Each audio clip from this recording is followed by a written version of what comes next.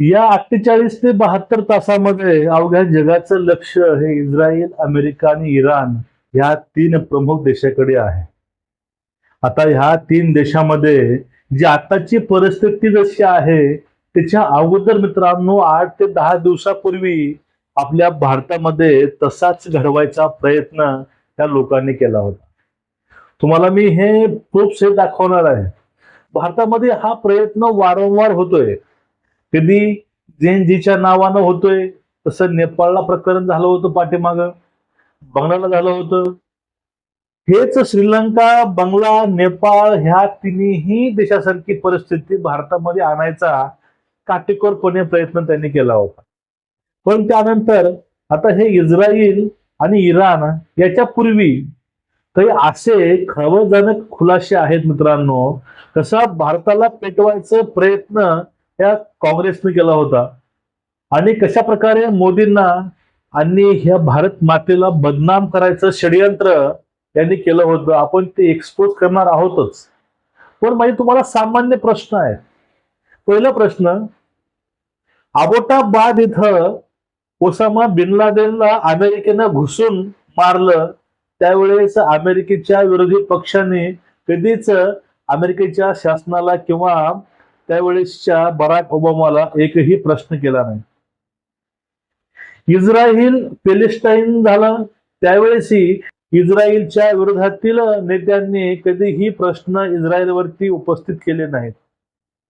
पण ह्या जगाच्या पातळीवरती एकमेव फक्त असा भारत देश आहे ज्या ठिकाणी ऑपरेशन सिंदूर होतं, पाकिस्तानला टार्गेट न करता त्या ठिकाणी हे लोक मोदींना टार्गेट करतात, भारताला टार्गेट करतात आणि हे बाजू पाकिस्तानची घेतात.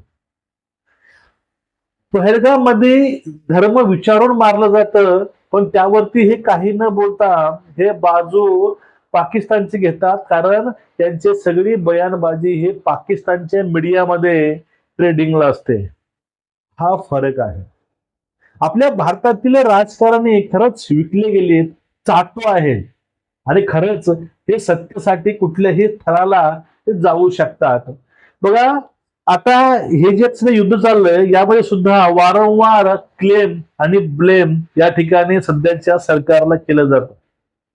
आता त्या युद्धामध्ये कुठल्याही प्रकारे भारत इन्व्हॉल्व नाही, डायरेक्टली नाही, इनडायरेक्टली नाही. कारण भारत हा इस्रायलच्या सपोर्ट मध्ये नाही आणि भारत हा इराणच्याही सपोर्ट मध्ये नाही. सध्या भारत हा तटस्थ आहे. फक्त वेट आणि वॉचची भूमिका भारत हे घेतोय.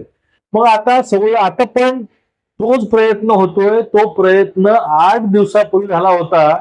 कसा भारत पेटवता येईल, कसा भारत बदनाम होईल आणि कसं ह्या मोदीला भाजपला विरोध करता करता हे लोक भारताची बदनामी करत आहेत. भारताला जागतिक पटलावरती किंवा जागतिक जे भारताचं स्थान आहे याला बदनाम करायचं काम यांनी केलेले आहे. आता EI समिट हे झालं होतं, त्यामध्ये काही काँग्रेसचे लोक हे उघडे आले होते. त्या ठिकाणी त्या लोकांना तेथील जनतेने मारून लाथा घालून हाकलून लावलं. हा भाग वेगळा झाला. पण त्यानंतर ज्याप्रमाणे काँग्रेसची PR टीम आहे, ही PR टीम अनेक इन्फ्लुएन्सरला, युट्यूबरला, इंस्टाग्रामच्या लोकांना, सर्वांनाच ज्या लोकांचं सोशल मीडियावरती चांगलं वजन आहे त्या सर्वांनाच प्रत्येक भाषेमध्ये, प्रत्येक प्रांतामध्ये ऑफर दिल्या होत्या.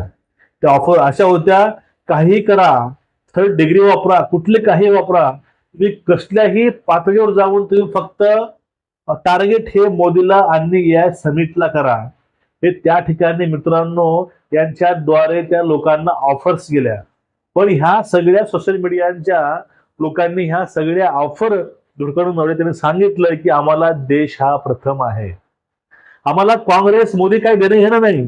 पण या ठिकाणी EIच्या माध्यमातून जर असं झालं तर भारताची जी इमेज आहे बाहेर काय राहील हे सोशल मीडिया ऍक्टिव्हिस्टला कळतं, पण ह्या लोकांना कळत नाही.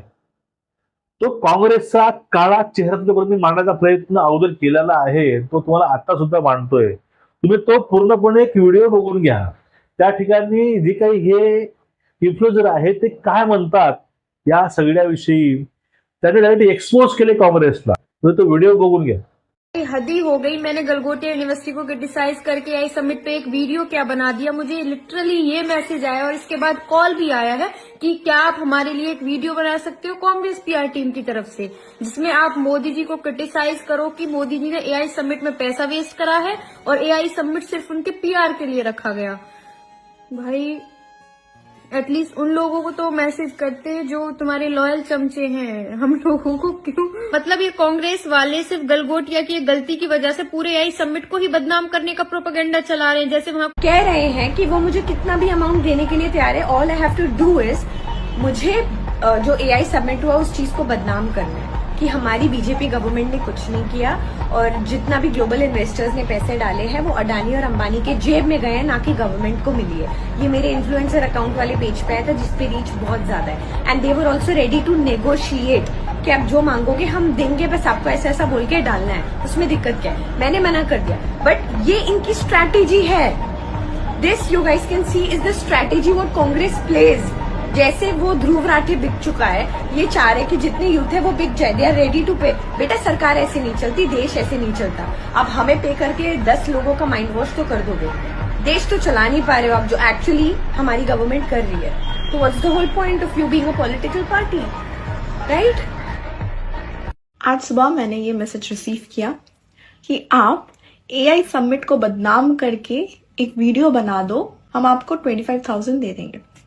ये स्ट्रैटेजी है कांग्रेस वालों की, ठीक है? ये कांग्रेस के मेंबर से ही आया है ये मैसेज।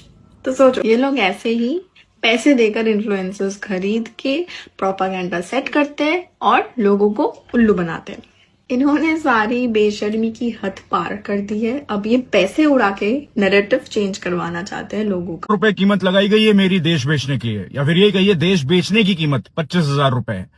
आज सुबह सो के उठा तो देखा एक मैसेज आया हुआ है मुझे, कांग्रेस की किसी मीडिया एजेंसी का था शायद, यूथ कांग्रेस के अपने आप को बता रहे थे, और मुझे एक रील बनाने के लिए कहा गया जिसमें बताया कि एआई समिट जो हुई है दिल्ली में, इसको डिफेम करना है।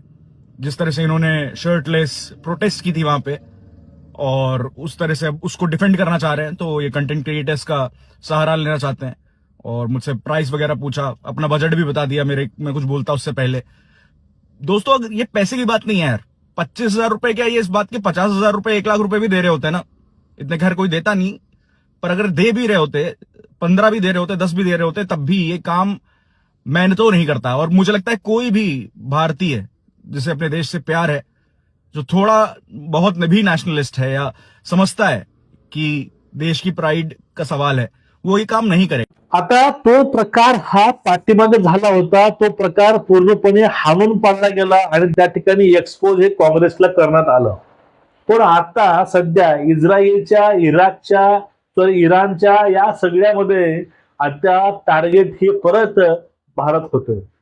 अहो या ठिकाणी भारताचं काही देणं घेणं नाही। मोदी हे मित्र आणि भारत हे मित्र इराणचाही आहे आणि भारत हा मित्र इस्रायलचा पण आहे। मग या ठिकाणी भारताची भूमिका कोणतीच नाही, कुठलीच भारताची भूमिका नसताना या ठिकाणी ही आताच्या तत्कालीन सरकारला टार्गेट हे लोक करतात।